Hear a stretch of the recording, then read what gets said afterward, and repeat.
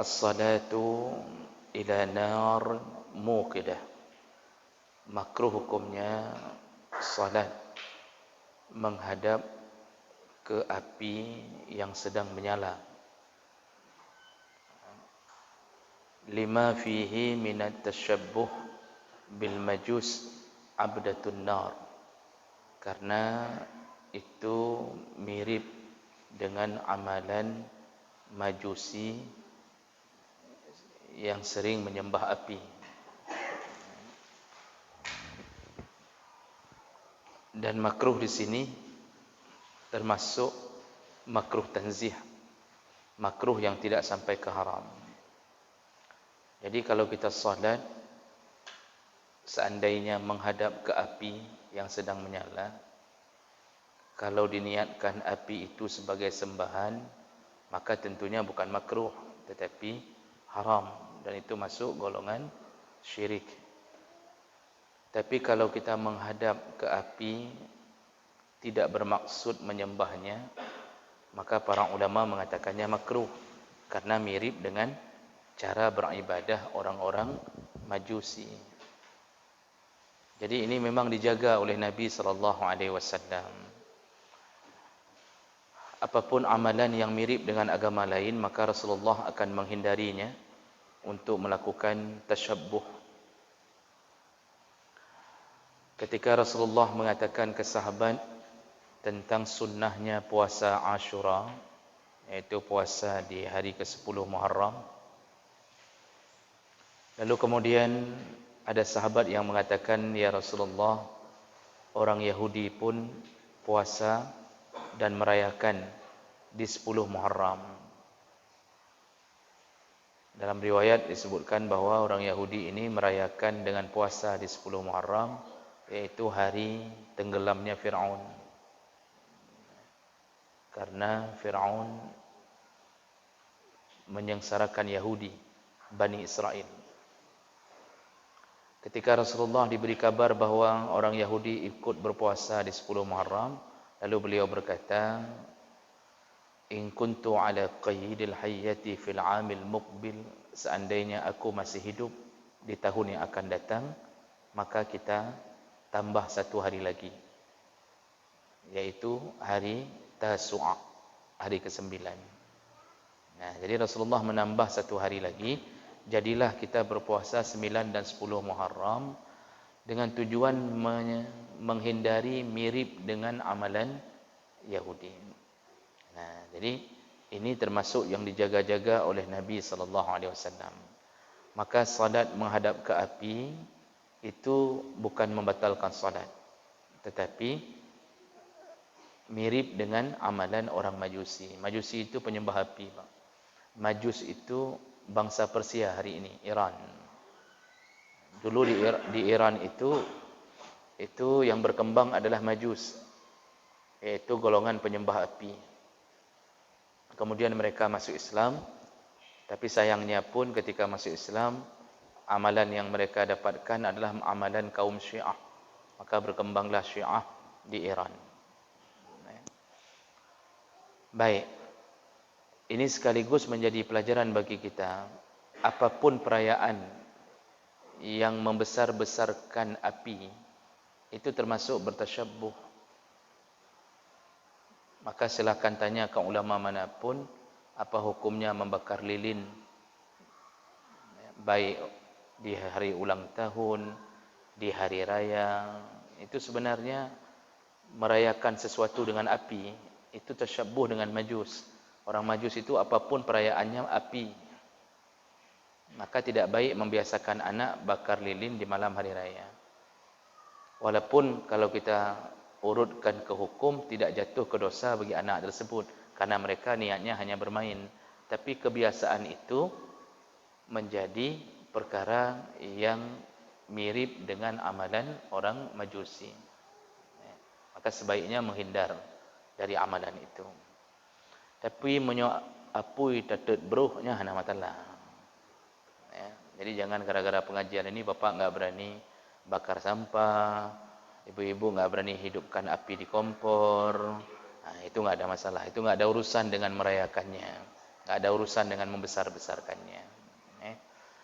Baik, berikutnya. Makruh hukumnya as-sadl fi shalat. Dan ini selain mazhab Maliki, semua mengatakan makruh. As-sadl itu, sadl fi shalah yaitu air irsal as-thawb aw rida 'ala al-katifain bila labsin mu'tada. Yaitu menurunkan pakaian atau menurunkan jubah, menjulur ke bawah sampai ke bawah mata kaki, artinya menyeret-nyeret sampai ke lantai, itu makruh. Kita pernah bahas di minggu yang lalu, salah satu yang dipermasalahkan adalah masalah isbal, yaitu menurunkan kain di bawah mata kaki. Kalau tidak ada sombong, maka tidak mengapa. Seperti pakaian kerja kita hari-hari, pakai celana panjang, itu tidak bisa dikatakan isbal dengan serta-merta, karena kaitannya tidak ada kesombongan, memang itu pakaian kita hari-hari. Tapi walaupun begitu, ketika salat, makruh hukumnya menurunkan pakaian sampai ke bawah mata kaki. Makruh. Jadi kalau pakai celana, lipat celana, paling kurang seimbang dengan mata kaki. Ini santet dengan mata kaki. Paling kurang. Lebih bagus sedikit ke atas. Jangan ke atas sekali. Jangan sampai terus ke atas, dibungkus. Itu jangan juga.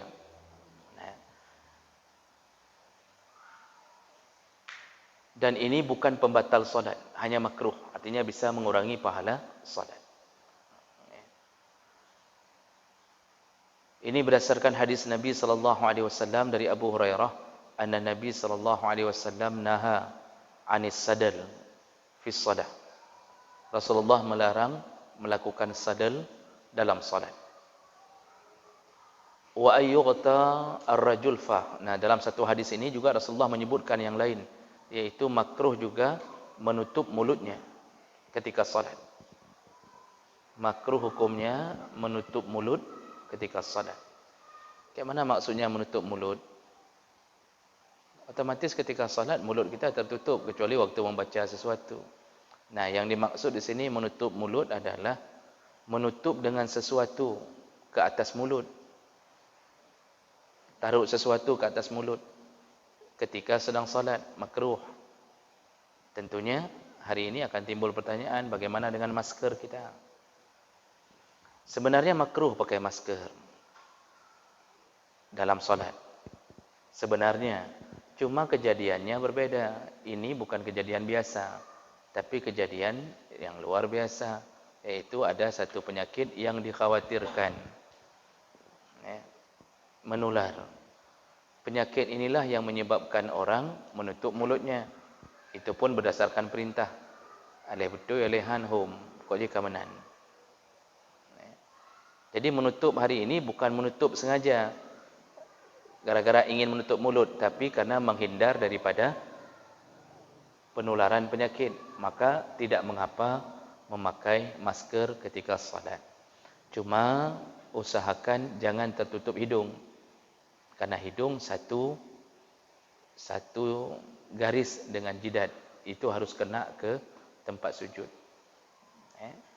Tapi kalau seandainya penyakit ini hilang, kalau izin Allah penyakit ini hilang, maka tidak boleh lagi membawa masker ke dalam salat yang sifatnya ditutup di mulut. Hanya boleh di luar salat. Baik. Berikutnya, makruh hukumnya istimal as-sama'. Apa itu istimal as-sama'? Wa huwa ayujallila jasadahu bis-thawb la yarfa'u minhu janiban wa la yabqi ma takhruj minhu yadah. Yaitu memakai kain penutup di badannya tertutup dari samping kanan kiri dan tidak ada jalur keluarnya tangan. Jadi tidak ada lengan. Model Bapak pernah lihat gaya pakaian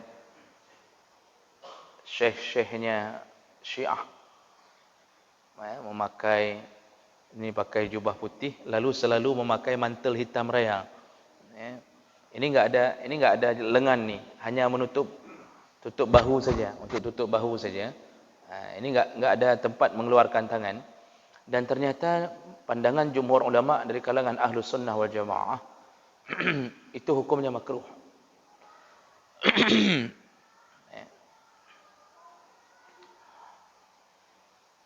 Dan itu dilarang oleh Nabi sallallahu alaihi wasallam.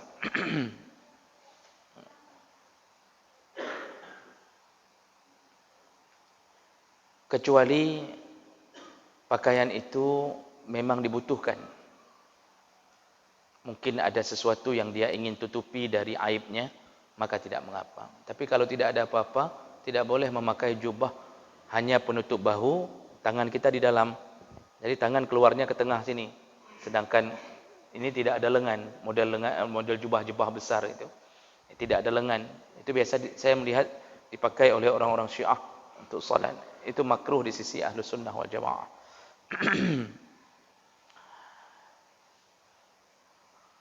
Dan ini berdasarkan hadis Nabi dari Abu Hurairah dan Abu Sa'id Al-Khudri dari Nabi sallallahu alaihi wasallam annahu naha an labsatain. Rasulullah melarang untuk memakai dua pakaian. Yang pertama istimal as-sama', jubah yang tidak ada lengan tadi. Itu makruh. Rasulullah benci. Wa yahtabir rajul bisawbin laisa baina farjihi wa baina as-sama' syai'. Yang kedua pakaian yang terlalu longgar sehingga menampakkan aurat. Artinya dia tidak sengaja membuka aurat tapi pakaian itu terlalu longgar sehingga nampak aurat. Walaupun dia mencoba menutupinya. Nah, makruhnya di situ karena bisa terbuka untuk terdedah auratnya.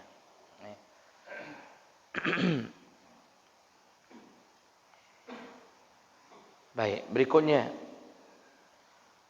makruh hukumnya tukrahus salat fi saubil ahmar.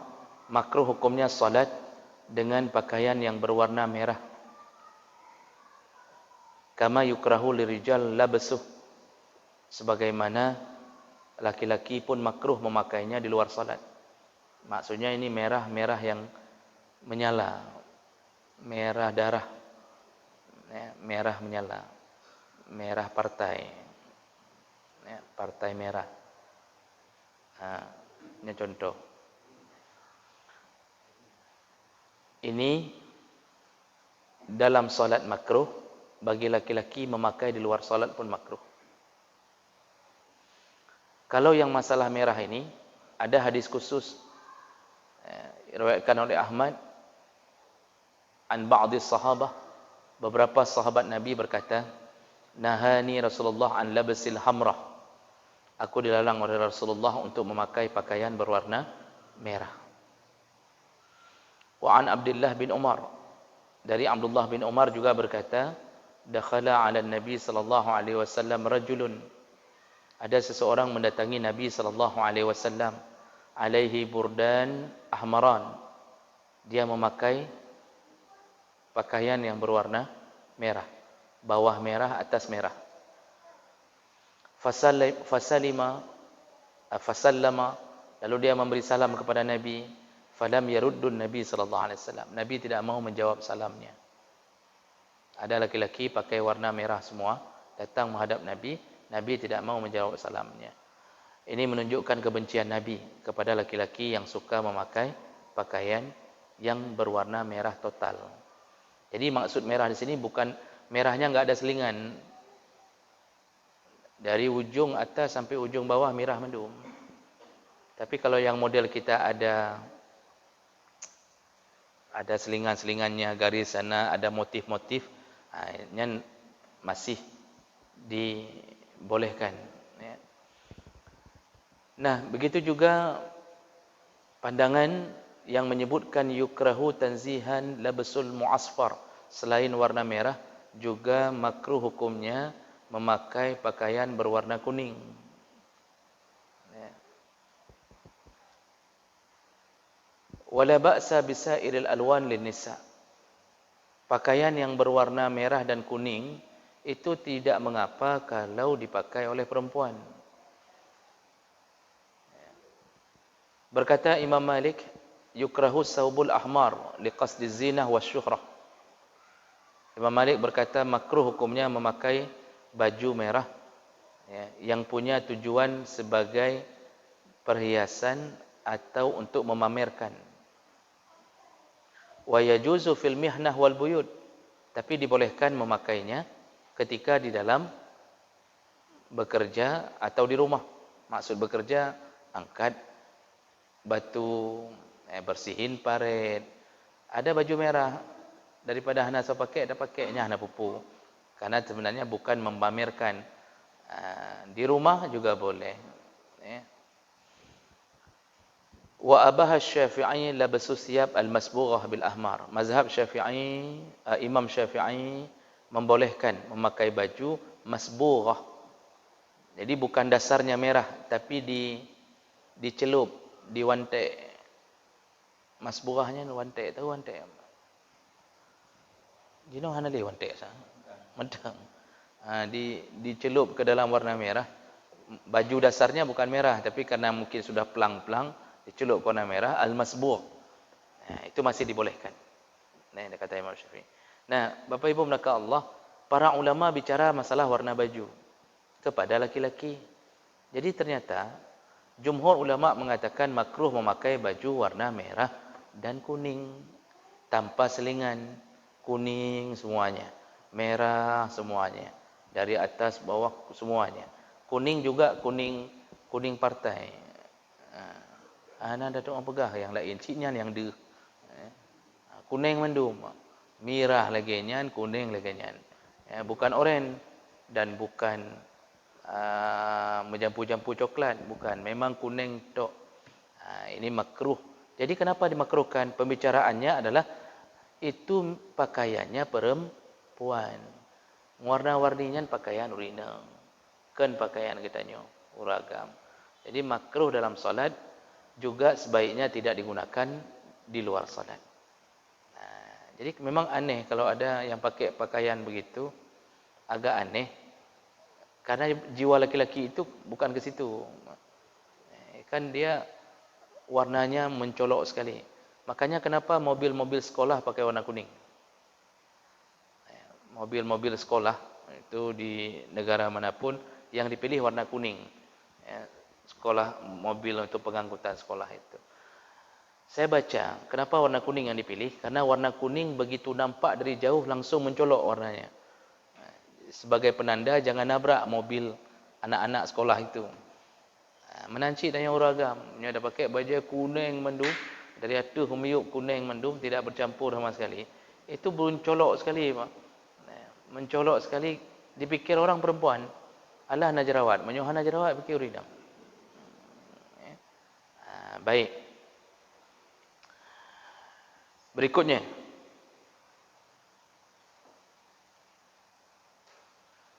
wa qala al-malikiyah, ditambah dalam mazhab Malik, yukrahu labasu muhaddad lil aurah li riqatihi aw li dayqihi aw ihatatihi kasarawil walau bighairi salah. Makruh hukumnya memakai pakaian yang tertutup aurat tapi ketat. Aurat tertutup tapi ketat. Ini dimakruhkan. Tapi kalau terbuka auratnya atau menempel, menempel sehingga membentuk lekuk tubuhnya, maka itu disebut pembatal solat. Itu masuk dalam pembatal solat. Ini bukan makruh li, ini haram. Nah, jadi jangan biasakan memakai celana yang terlalu ketat ketika solat. Apalagi sampai bisa mencetak. Berikutnya, makruh hukumnya al-ittiba'. Ittiba' ini bagi orang yang haji dan umrah pasti sudah dengar, pernah dengar. Apa itu ittiba'?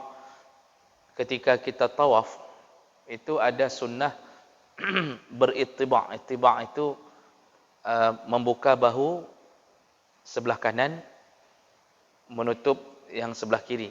Itu pakaian umrah. Seperti begitulah makruh dalam salat. Jadi bahu tertutup cuma sebelah. Dari kanan sebelah sini ke bahu ini terbuka. Itu makruh salat dengan pakaian model begitu dalam salat. Tentunya untuk laki-laki. Kalau untuk perempuan mana ada mungkin begitu. Mana mungkin urina enggak buka bahu sebelah kat mayang. Laki-laki tidak boleh begitu. Itu maksudnya apa? Pakaian robek-robek itu termasuk dalam kiasan itu. Pakai baju robek. Robek sedikit itu makruh dalam salat. Ya. Berikutnya.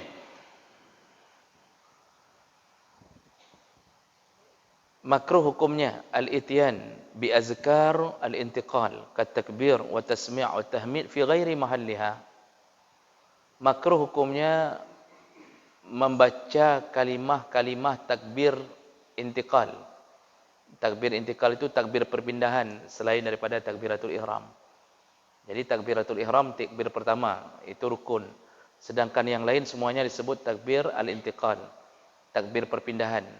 Ya, mau melakukan perpindahan dari satu rukun fi'li yang lain itu Allahu Akbar. Allahu Akbar. Itu takbir intikal itu makruh kalau dibawa bukan pada tempatnya. Ini sudah pernah saya jelaskan sekilas. Tempatnya kapan? Waktu berpindah. Waktu berpindah. Ka'ayyu kabbira li ruku' bada yatimma ruku'uhu. Tapi kalau dia bertakbir bukan waktu berpindah, tapi takbirnya setelah sempurna ruku'. Atau sempurna sujud. Atau sempurna i'tidal. Baru dia ucapkan kalimah itu. Maka hukumnya makruh dan ini melawan sunnah. Kalau menurut mazhab Hanbali wa qala al-Hanabilah inna zalika mubtilun lis-shalah in ta'ammadahu. Kalau dilakukan dengan sengaja batal salat. Mazhab Syafi'i mengatakan makruh tidak sampai menjadi pembatal salat tapi mengurangi pahala salat. Jadi ini yang seperti sudah pernah kita sampaikan. Kalau salat misal berdiri mau rukuk Allahu Akbar itu ucapkan ketika berpindah. Jadi proses pindahnya itu Allahu Akbar. Bukan setelah rukuk baru mulut kita mengatakan Allahu Akbar. Jadi ada sebahagian orang, terutama ini paling sering harus diperhatikan, misal imam salat. Jangan sampai mengucapkan Sami Allahu liman hamidah ketika sudah sempurna berdiri. Jadi dari rukuk kena dadang, itu ucap Sami Allahnya kapan? Pas bangkit dari rukuk, Sami Allahu liman hamidah. Bukan berdiri dulu, sudah begini berdiri tegak, sudah sempurna berdiri, baru mulutnya mengucapkan Sami Allahu liman hamidah. Makruh. Dan ini disepakati oleh para ulama. Karena itu Nabi tidak mengajarkan takbir intikal itu setelah sempurna amalan. Makanya ketika imam bangkit dari sujud, itu kan ada duduk istirahat. Ini sudah sujud 2 kali, jalsah istirahah, duduk istirahat baru bangkit. Enggak mungkin seorang imam dari sujud Allah, dia duduk dulu. Allah baru naik. Itu lama sekali Allahnya. Allah. Waktu. Karena mau sekaligus enggak mungkin. Nah, jadi jangan bawa takbir itu ketika berdiri. Ada orang duduk dulu enggak bilang apa-apa nih. Lalu naik, pas sudah sempurna baru Allahu Akbar, makruh. Kalau terlalu lama, terlalu panjang pemisahnya, maka duduk saja dulu. Jadi imam duduk saja dulu, jangan bilang dulu takbir. Pas dari duduk ini mau naik ke rakaat yang baru, dari sini baru Allahu Akbar. Jadi waktu sujud saya pernah dapat imam waktu mau sujud, dia tidak membaca takbir ketika mau sujud, tetapi setelah sempurna sujud. Dalam sujudnya dia mengucapkan Allahu Akbar. Makruh. Makruh ni apa? Mengurangi pahala salat. Dan ini melawan mandub. Kalau kata Imam Malik, inna zalika khilaful mandub. Ini melawan mandub. Mandub itu sunnah Nabi bukan begitu diajarkan, tapi kita melawannya. Jadi hanjitnya mengucap takbir ketika sudah sempurna rukun fi'li. Itu disebut takbir intiqal. Nah, yang terakhir, ini malam ni kita habiskan masalah perkara yang makruh di dalam salat. Yang terakhir, makruh hukumnya ittikhaz as-sutrah amam al-musalli. Makruh hukumnya bagi orang yang salat meninggalkan sutrah. Meninggalkan sutrah. Sutrah itu pembatas antara orang salat dengan tempat sujudnya. Itu disebut sutrah. Sutrah itu dalam pandangan mazhab Malik dan Hanafi itu harus sesuatu benda yang diletakkan antara orang salat dengan tempat sujud. Benda itu liqadrir rihal, harus setinggi ekor binatang peliharaan. Maksudnya hadis Nabi itu di masa lalu kuda. Kuda itu ekornya sekitar 30 cm, 40 cm. Jangan hitung dengan bulu ujungnya. Nah, kira-kira begitulah benda yang diletakkan di depan salat. Itu dalam pandangan mazhab Hanafi dan Malik. Jadi letakkan sesuatu. Kita mau salat apa? Salat sunnah, letakkan sesuatu. Misal setinggi kamera ini, letakkan sesuatu di depan. Paling kurang sekitar 30 cm. Satu hasta dalam mazhab Malik, satu hasta. Sekitar 30 cm. Makanya sebahagian masjid menyediakan sutrah itu, dibuat dari papan bentuk kubah masjid. Hanya kepeduklah masjid yang mau salat taruh itu di depan. Nah, kalau sudah ada sutrah itu, maka orang yang lewat di depan sutrah itu tidak mengapa, tidak dianggap melewati orang salat. Yang jangan melewati antara kita dan sutrah. Kalau lewat antara kita dan sutrah dan kita menyadari ada yang mau lewat, Nabi mengatakan tahanlah dengan tanganmu, rentangkan tangan. Jadi ketika ada orang lewat, rentangkan tangan. Enggak usah ngomong. Jangan ngomong op. Allah, hanya payah begahnya. Ini berarti semayang kalau sudah ada op itu. Cukup rentangkan tangan. Ketika kita rentangkan tangan, disalamnya sama dia. Ini lebih parah lagi. Dipegangnya tangan kita di jabat. Puhaba, sehat, alhamdulillah. Jadi sutrah ini hukumnya sunnah. Dan Nabi dulu sering menjadikan sutrah busur panah, anak panah ditancap ke tanah atau tombaknya. Asal musalat Nabi tancapkan tombak lalu dia salat. Sutrah itu boleh benda yang penting suci. Jangan manok kita susun ke atas, enggak boleh. Harus benda yang suci. Boleh juga dinding jadikan sutrah. Jadi kalau salat jadikan dinding sebagai pembatas atau badan manusia. Kita mau salat sunnahnya Pak, habis sembahyang fardu, salat sunnah. Nah, ketika salat sunnah, kita berdiri di belakang orang. Dia juga salat sunnah, maka orang itu disebut sebagai sutrah kita. Itu enggak boleh lagi lewat antara kita dengan orang itu. Kata Rasulullah dalam satu hadis yang lain, kalau orang itu sudah kita tahan nekat lewat, maka pukullah karena dia syaitan. Bunuhlah, faqatilhum. Bunuhlah karena dia syaitan. Jadi boleh bunuh tidak? Dia menyomenan, sediakan parang setiap kali salat. Bahasa bunuh itu disyarah oleh para ulama. Bahasa bunuhnya Nabi itu bukan disuruh bunuh, karena dilarang membunuh sesama muslim kecuali hak yang berhak dibunuh. Penzina, murtad atau yang membunuh orang lain, itu hak. Jadi enggak mungkin hadis itu menyuruh bunuh. Tapi bahasa ulama mengatakan maksud Nabi dalam hadis itu begitu besarnya dosa orang yang lewat di depan orang salat. Sampai-sampai Nabi mengatakan menyujud kapoh mati. Jadi besar sekali dosa melewati orang salat. Sampai Nabi dalam hadis lain mengatakan berdiri 40 tahun, berdiri saja 40 tahun, itu masih lebih baik daripada sekali melewati orang salat. Misal kita tahan dulu 40 tahun, kita tunggu dia selesai salat, masih lebih baik daripada sekali melewati orang salat. Nah, yang dimaksud melewati antara dia dan sutra. Tapi kalau lewat di depan sutra sana, itu tidak mengapa.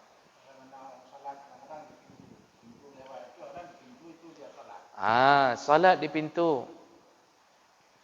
Nyo lo rasa kalau dia enggak ada alasan apa-apa, ya, misal di sini kosong, tapi sembahyang ke pintu, itu perlu diperiksa ke dokter jiwa ya macam. Mestinya kosong, kau pergi sembahyang ke pintu. Contoh.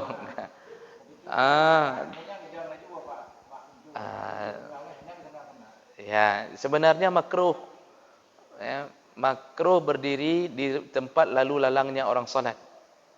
Kecuali semua dalam keadaan diyakini tidak keluar dari pintu itu. Misal seperti salat Jumaat, dua masuk semuanya, dia salat yakin enggak ada yang bolak-balik. Itu masih boleh. Tapi kalau yakin masih ada yang bolak-balik, makruh menjadikan tempat lalu lalang sebagai tempat salat.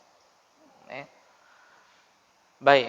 Jadi tadi dalam mazhab Hanafi dan Maliki harus sesuatu yang tinggi. Dalam mazhab Syafi'i dan Hambali itu juga disuruh cari sesuatu yang tinggi. Bahkan dibolehkan badan manusia tadi. Cuma disebutkan dalam catatan bahawa kalau menjadikan badan manusia, maka yang tidak boleh dijadikan sutrah adalah laki-laki bersutrah kepada perempuan walaupun mahram. Misal dia bersutrah ke istrinya, dia mau salat sunnah ni. Dia panggil istrinya, "Kadu ino tian." Kadu ikut tian. Tidak boleh menjadikan istri sebagai sutrah. Apalagi kalau istri cuma pakai anduk saja. Ya, paling nak sutrah-sutrah lah men. Atau menjadikan manusia yang menimbulkan tidak khusyuk. Contoh menjadikan anak-anak sebagai sutrah. Jadi anak-anak lagi main ludo, tak duduk ramai-ramai nak kadang apa? Kadang mau jadikan sutrah. Itu kita terbias dengan permainan mereka. Nanti kita yang atur, alah pakai kain lagi nya. Itu terbias. Kita tidak khusyuk. Itu tidak boleh. Cuma beda mazhab Syafi'i, perbedaan mazhab Syafi'i dan Hambali dengan mazhab Hanafi dan Maliki. Kalau Hanafi dan Maliki itu enggak boleh garis dijadikan sutrah. Syafi'i dan Hambali mengatakan boleh garis sebagai sutrah kalau tidak ada sesuatu yang tinggi. Makanya dibolehkan garis ini sutrah atau garis sajadah. Kita lentang sajadah, itu garis pembatas sajadah yang sutrah. Jadi orang yang enggak boleh lewat di tengah sajadah. Tapi kalau lewat di luar sajadah tidak mengapa. Dibolehkan. Jadi kita di sini solat, ada orang lewatnya di depan sajadah kita, itu tidak disebut melewati orang solat. Bagaimana seandainya enggak ada sutrah? Saya solat di sini, enggak ada sutrah nih, enggak ada garis, enggak ada apa-apa, lempang. Apakah orang enggak boleh lewat sampai ke sana? Sampai ke sana enggak ada yang boleh lewat karena ada orang salat di sini gara-gara enggak ada sutrah. Tidak. Kalau enggak ada sutrah, maka yang harus dijaga adalah antara orang salat dengan tempat sujudnya. Sejauh mana dia sujud, ke situ yang enggak boleh dilalui. Tapi kalau lewat di depan sana tidak mengapa. Nah, jadi ini apa yang mau dibilang? Kalau bisa salat itu pakai sutrah. Tapi kalau salat berjamaah itu kita punya satu sutrah yaitu imam. Kalau salatnya berjamaah, maka makmum itu tidak bersutrah sesama makmum, tapi dia bersutrah ke imam. Jadi yang enggak boleh lewat ke depan imam. Itu yang enggak boleh lewat. Lewat di depan sesama makmum dibolehkan. Sakit perut itu dari sana sakit perut. Punuhnya maksudnya punuh. Dari sana sakit perut. Dibolehkan dia melewati kalau misal di sana pintu. Dibolehkan dia dari sana terus melewati ke sana. Karena sesama makmum itu tidak ada sutrah yang enggak boleh lewat di depan imam.